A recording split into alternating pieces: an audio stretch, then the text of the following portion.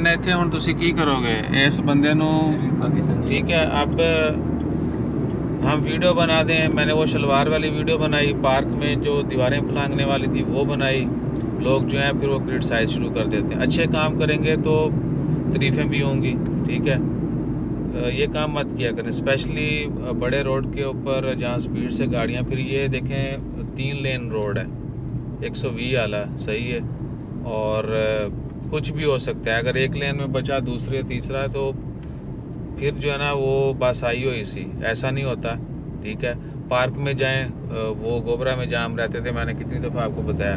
वो फलांगना जो है वो फ़न है हमारे लिए, यानी उल्टे काम करना भी एक आर्ट है कि जी देखा ना हीरो मैं ही कर सकता हूँ, कोई नहीं कर सकता ये जो गलत काम है। फिर वो अकल ते पर्दा शलवार चाहते वो भी लोगों ने, ठीक है।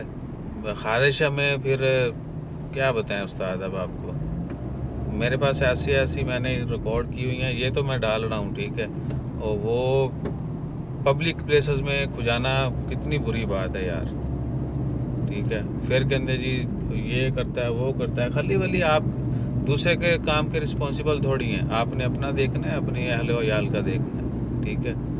सो उल्टे काम मत किया करें, सही है।